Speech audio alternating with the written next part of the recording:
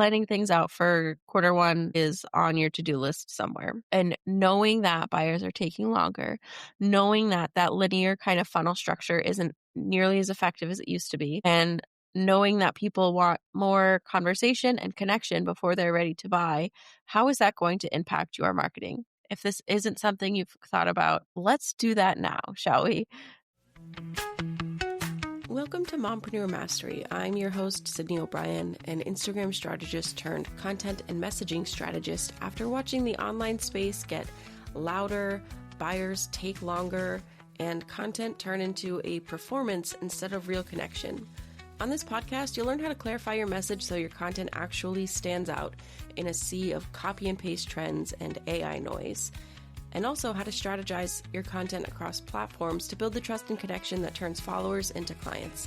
All in doable, brain space saving episodes you can fit in between school pickup and reheating your coffee for the third time. Let's dive in. So last week's episode was that conversation with Stacey Braga. If you haven't listened to it, go listen to it because it was so good, about kind of all the shady tactics and things we're seeing in the online marketing space. And one of the things we talked about was outdated tactics, outdated strategies that are being shared and sold as solutions to online businesses and service providers who want to make more money. And at one point I mentioned a big flag for me of an online business coach is when someone doesn't acknowledge that things have changed. If they're still peddling the same framework or blueprint or whatever that they did 3 or 4 years ago and saying it's going to get the same results. And this is also something that is talked about on the podcast Duped. So if you enjoyed that episode or are interested in this topic, definitely check out Duped. But basically, we know that people aren't buying on normal timelines anymore. We know that. There was this whole article published by Google about the messy middle, is what they're calling it, and how people aren't moving in that same predictable staircase where you have the buyer behavior isn't just as linear as it once was. So those funnel templates that you bought in 2021 because they said they would get you to 6 or 7 figures are not going to be the thing anymore. So this week I want to talk about how to plan your content going into the new year, knowing that those funnels and the things that we were all taught are not as effective and not as accurate as they used to be. All right. So it used to be someone could come into your world. Maybe they found you on social media. Maybe you did paid ads. However they did, they found you, your blog, your podcast, whatever. They get a lead magnet, right? They download your free resource and now they're on your email list. And now you use your emails and, the rest of your marketing to educate, to nurture, and to bring awareness to a problem and show why you are the person to solve that problem with your offer. Pitch them your offer so they buy. It was a pretty linear process, and we're finding now, and like I said, that article I mentioned about the messy middle that Google put out really gets deeper into the why of it. But that's not a thing anymore. Buyer behavior has changed. They're circling around those same funnels and those tactics with the urgency. They're not as effective anymore because buyer behavior has changed. Now there's more skepticism and more choices. So these old strategies assumed fast movement with less evaluation. Now we are seeing more exploring of these topics, more evaluating, pausing before they buy. Maybe they come back to your offer and think about it, and they can go in another circle like that, like a couple times before they're ready to invest. So it's not that they're not watching and paying attention to what businesses are sharing, but they're more lurking and taking their time when deciding. And because so many people are so burnt out on these hypey marketing schemes that we saw for the last couple of years, they want more proof, more transparency, more real stories, more connection and conversation before they're ready to buy. So what does this mean for your content planning going into 2026? I'm sure you are, if you haven't yet, that planning things out for quarter one is on your to-do list somewhere. And knowing that buyers are taking longer, knowing that that linear kind of funnel structure isn't nearly as effective as it used to be, and knowing that people want more conversation and connection before they're ready to buy, how is that going to impact your marketing? If this isn't something you've thought about, let's do that now, shall we?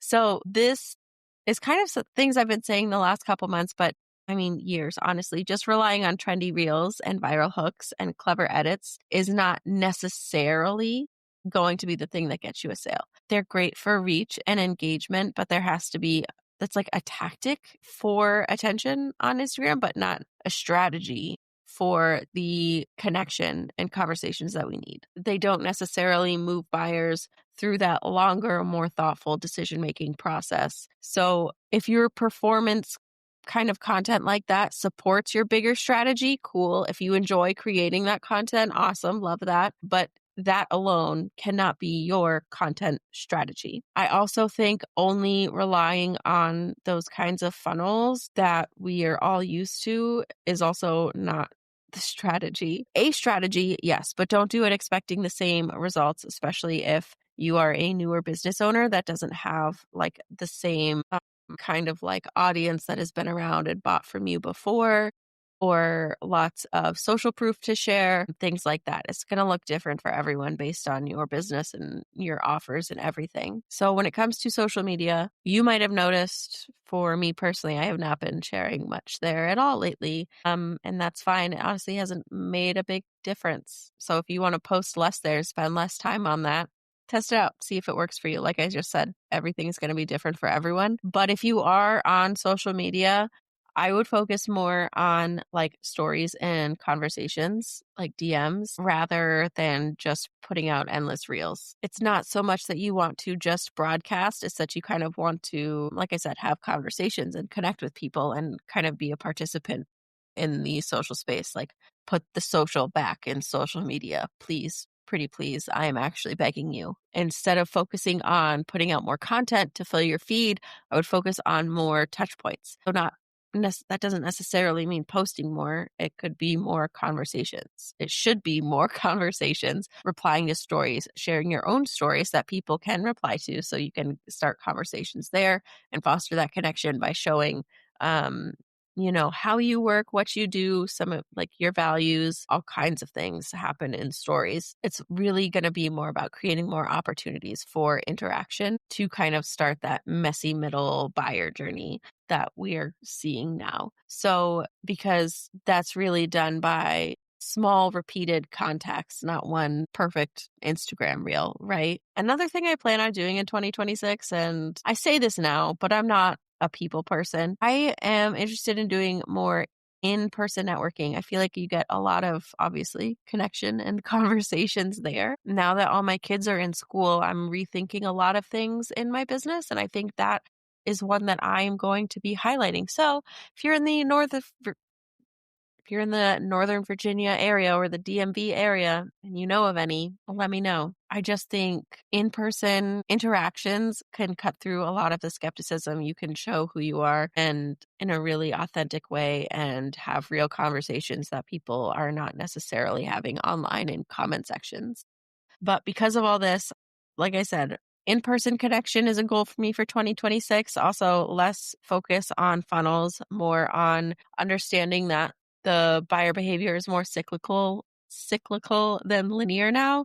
So it's going to be more kind of constant connection and conversation rather than perfecting automated sequences like the first pitch with like the nurture sequence and then the pitch sequence and then upsells and downsells and all of those things. That's not something I'm going to be focusing on nearly as much as just sharing. I mean, still sharing the 5 steps to sales that I teach and following that, but because there is still like a buyer journey where you have to show the problem and bring awareness to it and, call out objections, show why you're the person to help with that problem. Like that's all still there. But I think a big part of it is going to be understanding that you're either going to have to be ready to make that a lot longer or understand that people are going to say no, but that doesn't mean it's a forever no. They could just come back later when they're ready to. Just because someone didn't buy during that one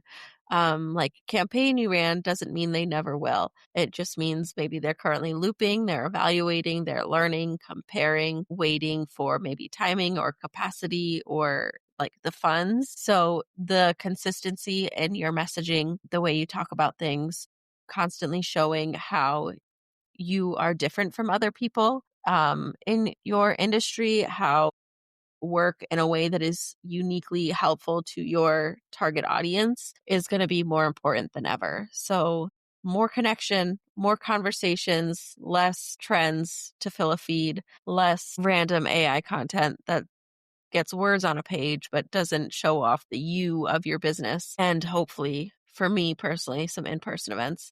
If your current content strategy has felt really weird and not as fruitful as it has been in the past, that is probably why. This is like a documented thing. It's not just people saying it. People are buying differently. That linear timeline is not quite accurate anymore. So we need to change our tactics and also keep in mind, like, have this mindset of we're not failing. We just need to make some adjustments and expect that people are going to take longer. So maybe that means more open cart windows. Maybe that means more evergreen offers instead of like short promo periods of sales and launches and things. But if you have an engaged audience where you are talking to them, like that could still work for you. It really depends on you, your abilities, your capabilities, your offer, and your audience. There's no one magic solution to any of this. It would be really cool if there was, but there's just not. So thinking about how engaged your audience currently is and kind of evaluating like which content is doing the most for you right now, you could probably take some stuff off your plate and focus more on the connection and conversations. So remember, slow movement does not necessarily mean no interest or disinterest. Don't rely too heavily on content volume instead of connection building. Not all of that happens just from an Instagram post. It's conversations. And make sure you're giving plenty of opportunities for conversations and for building trust and sharing stories so people can have the clarity they need before they're ready to buy. So knowing that buyer journey is still a thing, but maybe spreading it out or being ready to go through it multiple times, repeating your core messages so they trust that you are doing what you say you're doing, that you are who you say you are. Lots of storytelling and lots of proof to foster that connection and trust. Connection-driven content wherever you are showing up. If you are on multiple platforms, doing it strategically in that you're not spending time on things that are not very connection based, considering longer pre-launch or launch windows, and always keeping your messaging clear and honest and kind of grounded instead of relying on hacks and tricks so that you are getting that connection piece from your content. If this is something you want help with going into the new year, I would love for you to join Content to Clients Club, where I help you with your messaging. We work one-on-one once a month to plan all of your content. And there's also a Slack channel for content feedback and just general questions. I'll put the link for that in the show notes. And I will not be in your earbuds next week because I'm not sharing anything for 2 weeks because it's the holidays. So I will be back in your earbuds next year. That's it for this episode of Mompreneur Mastery. If you're building a business around your life, not the other way around, and you're tired of being told to hustle harder to make sales when you're already hustling at 110%, I hope this gave you a breath of fresh air. And if it did, I would love it if you left a quick review or shared this with another mom entrepreneur who is ready to market with more strategy and way less stress. And if you want to see what a cohesive content map across multiple platforms with strategic messaging looks like, check out the link in the show notes to grab your free copy of the Buyer Journey Content Map. I'll see you next time.